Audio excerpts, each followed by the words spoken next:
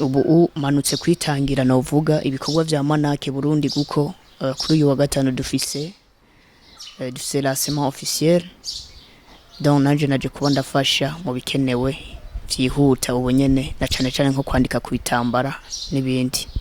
Hewe Burundi bwa Nyaburunga sinzogusiga hango nje mu mahanga n'abandi bo gusiga nzogusanga ndagutambire ririnde rirenga nihagira ushaka kuguta mu manga sinzo kureka n'ukuri nzitanga kuko ni wewe wankuye kwihanga yari kimoko caba kava amahanga.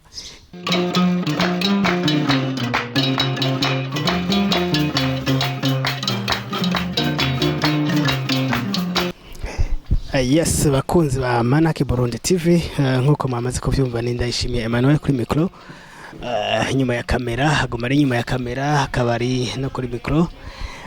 Tubabwire rero ko dufise n'umushitsi twamaze kumwakira mu bwami bwa Manaac Burundi TV. Tuvuge gutega basha uyu nitumuzi tumenyeranye ariko n'ikintu kimwe tumusaba tubanza kumenyana. Mbega tuguha ikaze cyane rero kuri micro za Manaac Burundi TV, tumenye ninde dufise muri uno mwanya umushitsi witeka cyane. Ikaze cyane, tubwire uvahe uri mu biki ngaha, ikaze cyane. Yes, murakoze cyane gose. Je nitwa Laurent niyo yitungira ku kazina k'ubuhizi ni Happy Life. Nje mva mu ntara nziza ya Gitega neza muri commune Bugendana. Ndi artiste peintre. Tuvuze mu artiste peintre twumva nyine ko ari za mpano mvabwenge nyinshi zicangatiranije gucapa n'ibindi nkuko. Hama ubu manutse kwitangira novuga ibikorwa vya Manaac Burundi kuko kuri uyu wa gatanu dufise lancement officiel donc naje kuba ndafasha mu bikenewe vyihuta ubu nyene na cane nko kwandika ku bitambara n'ibindi. Yes, nkuko mumaze kuvyumva mumvise ko ni Happy Life, ako niko kazina k'ubuhizi, abuze ati n'umupeintre. None Happy Life umaze kuvuga ko umupeintre, wavuze ko ukora n'ibindi. Tubibuse neza ko turi muri Manaac Burundi tuba turi kumwe n'abartiste batandukanye mu mice itandukanye.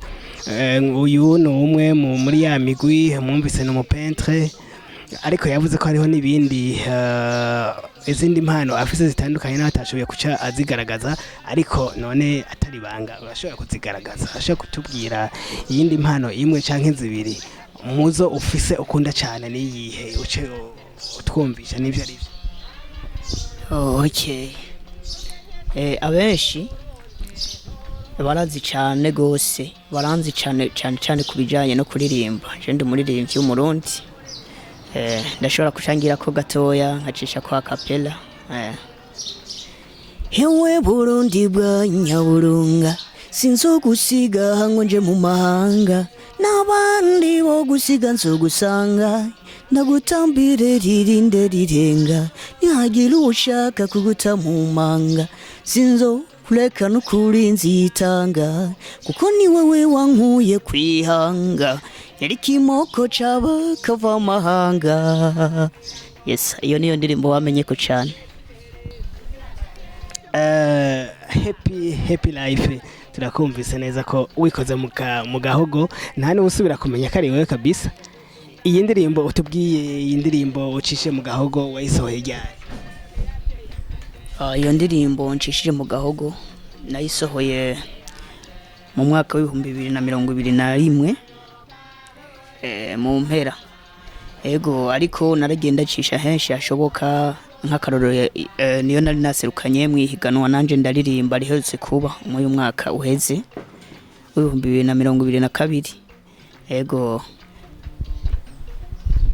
tugushimire cyane ko iyo ndirimbo ni indirimbo kameme uyumvirije irimo amajambo ameze neza uvuga ati sinzoguta nzogusanga nzokugwanira. Ego kandi uravuze ikindi kintu kidasanzwe ni hirya yeje ku munsi wa gatanu itariki 7 aho Manaac Burundi izotangura ibikorwa ku mugaragaro. Mbeko wavuze ko uje kuyitangira, uje gufasha mu nteguro z'ivyo bikorwa, ni ikinyamukuru uzohava uterera mu iryo tegurwa ry'iyo lancement officiel? Jewe nabivuze ko nkora mu mice myinshi, nditeguye cyane kuba nzoshobora guteramisha akanya nikadukundira nk'umuririmbyi nyene, ariko kandi navuze ko nkora mu yindi mice itandukanye nk'ubu artiste peintre. Tuvuze ubu artiste peintre nabicishije bugufi, ahandi ho harimwo ibyo gukora amaplan y'inzu, harimwo ibyo kwandika ku mpuzu iyo bita serigraphie, harimwo ibyo kwandika amabanderole canke ibitambara bijya bashira bamanika nk'ahantu hagomba habere urubanza baca bibona. Harimwo n'ibyo kwandika ku mapancarte, gucapa. Ibyo rero byose bikoraniye muri ubwo bwa artiste peintre nacishije bugufi. Rero ubu nditeguye cyane kwandika cyane kwa bijya bitambara bizokora kuri uyu wa gatanu nyene muri ubwo rubanza. Tuvuge duti rero aho tuzobona hose hari banderole izoba yanditse ko ivyapa vya Manaac, ayuko nawe uzaba wabishize mu ruhara cyane gose, kanatsinda ni navyo byanzanye nyene. Ndahaguruka mva Igitega ndashika no ngaha i Bujumbura, aha turiko turayagira uyu munsi. Mbe niki mu majambo make ushobora kubwira abariko barakurikirana Manaac Burundi TV, na cyane iki kiyago tugiranye, ubatumiriye iki ku munsi wa gatanu? Voilà, abo rero ku munsi wa gatanu ndabatumiriye cyane kuzohashika. Ubwa mbere ni benshi bakunda ibikorwa vya Manaac Burundi, ariko babibona kuri TV batarabona bati none hamwe twoshika ahantu irikira korera canke aho biriko birakorerwa byo babimeze gute. Rero abo umuntu arabatumiye cyane. Hazoba ari kuri kaminuza y'u Burundi, campus Mutanga, kuri uyu munsi wa gatanu igenekezo rya ndwi mu Kakaro uyu mwaka wa 2023, neza na neza kuva igihe c'isaha 6 z'umutaga.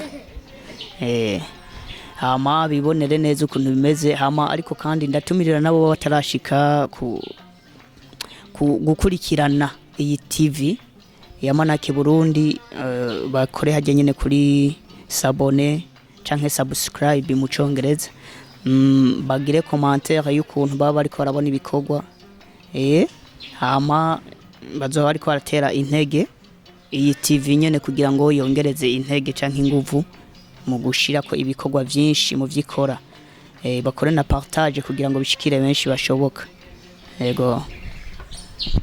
Tugushimire cyane Happy Life ku kiganiro uduhaye, ariko mu kusozera tugusabe mbe akajambo kagasunika rugi ushobora kubwira abakurikiranye ikiganiro, na cyane gwagwaruka rufise nago impano zitandukanye, utaramenya Manaac canke rumaze kuyimenya ariko batarafata ingingo yo kwinjira neza na neza mu bikorwa vya Manaac nk'ababirimo, niki wobabwira? Jewe rero ikintu nobwira abo nuko ubwa mbere na mbere iki kigo Manaac caje gutorera umuti ibibazo novuga byari bihanze twebwe abanyempano, kubera hariho benshi twari twicaritse impano turabura ahantu turibuze isohorere, ugasanga urakora iki canke kiri uragishoboye mugabo ukabura ngo mbega ugicisha he kugira ngo abantu banamenye basi yuko ugishoboye. Aha rero nanje ndiko ndabivuga nk'umu artiste kandi umuririmbyi nyene, nanje nafashe ya mbere mu kwitabira ibikorwa by'i Manaac. Twumve ko atari gutamba twirorera, ariko ari uko iyi Manaac ije kugira uruhara runini ya kuri twebwe abanyempano, kandi twizeye yuko muri kazoza tuzogira aho dushitse maze dutungwe n'imyuga yacu twahawe n'Imana.